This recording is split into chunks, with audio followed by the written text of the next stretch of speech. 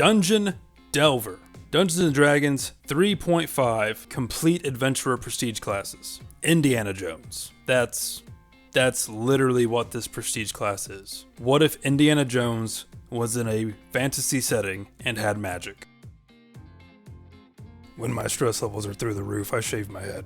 I decided to keep the top because my fiance likes it. So this prestige is actually a little hard to get into. It requires you to do one of 3 specific tasks. You could go on a solo dungeon expedition where you earn at least half the experience required to level up on that expedition, and you must complete it within a week. The book doesn't specify if you need to do this solo journey once you've met the other requirements for the prestige class, so I guess it could be a backstory thing if your DM would allow that. I personally would. It would just be better than the player doing a solo journey while the other players just sit back with their thumbs up there. The second task you can do is survive a cave-in, which is explained in the Dungeon Master's Guide 1 on page 66. This one is the easiest to implement in an ongoing campaign, in my opinion, because it doesn't require that you be solo when it happens. Lastly, you could live without seeing sunlight for a year. This one is the hardest in my opinion.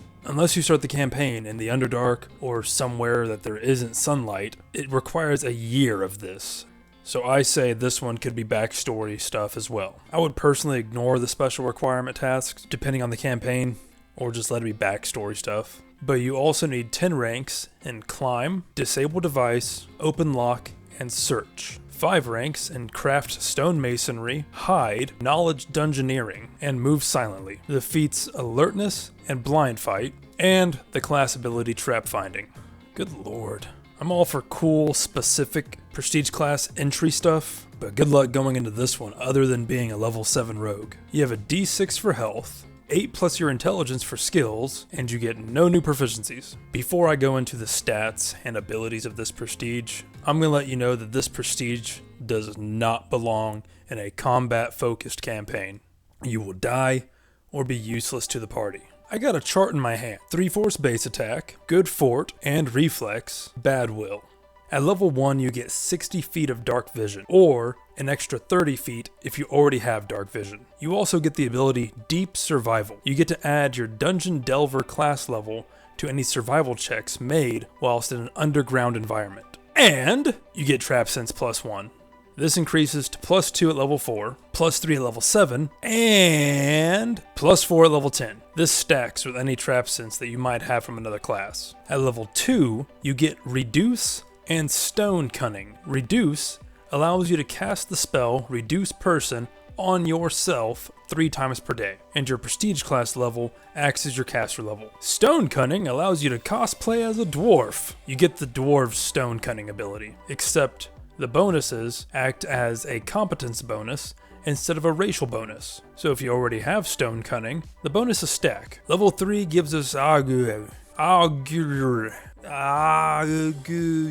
that word, and Skill Mastery. Skill Mastery allows you to choose a bunch of skills, 3 plus your intelligence modifier, and be able to take a 10 instead of rolling, even when under stress. That word allows you to use the spell of the same name, but as a free action, using your prestige class level as your caster level. You can use it once per day at level 3, twice per day at level 6, and 3 times per day at level 9. You gain evasion at level 4. If you already have evasion, which you will from rogue, then you get improved evasion. At level 5, you get 30 foot of blind sense that can be activated once per day and lasts for a number of minutes equal to your Dungeon Delver class level. You can use it twice per day at level 10. Level 6 brings us Pass Wall. You can use the spell Pass Wall once per day using your Dungeon Delver blah blah blah blah. At level 8, you get another spell as an ability.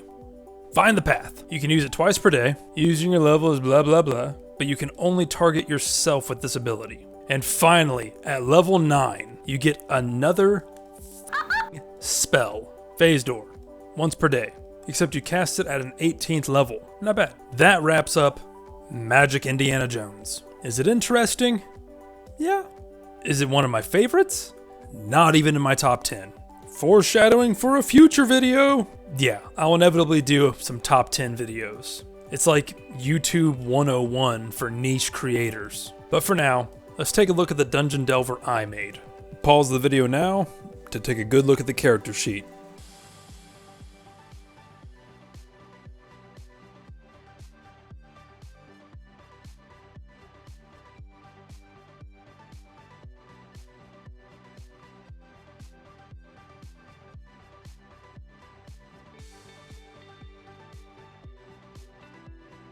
I'm trying something new.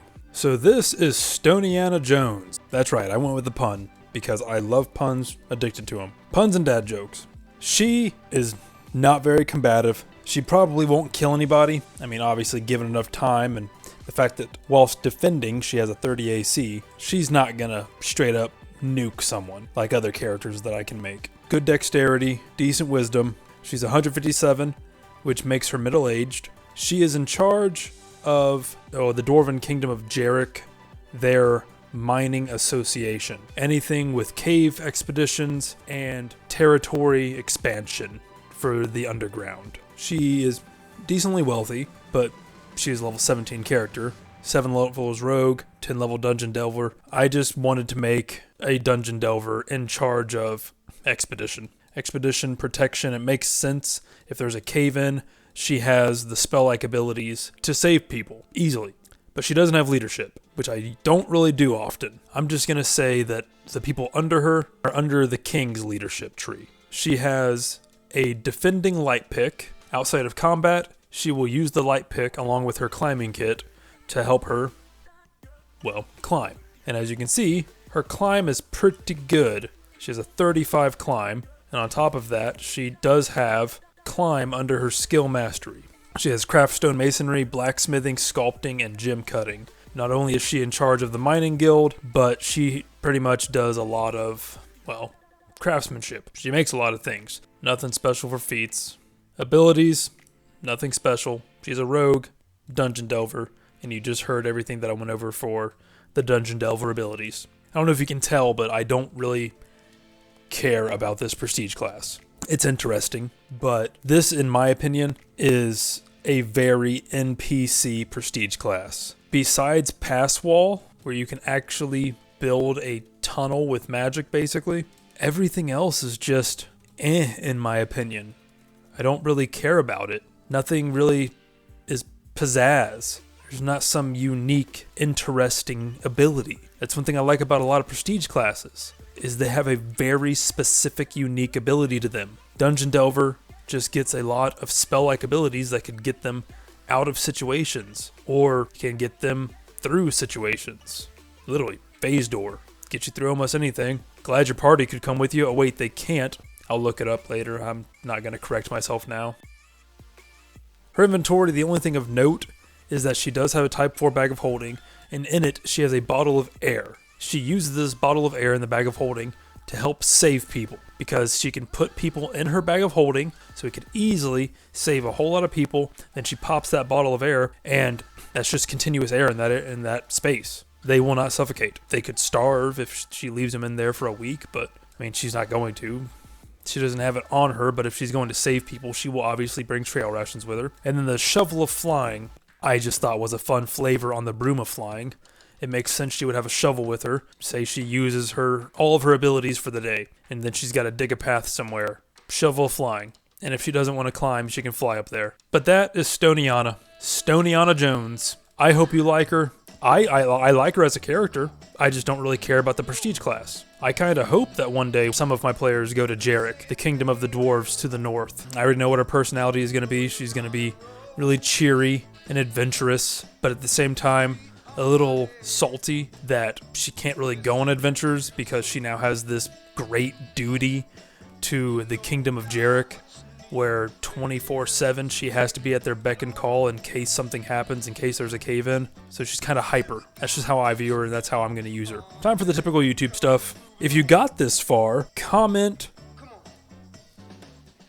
Indiana Jones, and like, and subscribe. Ding the bell. And as always, you stay classy, Dice Demons.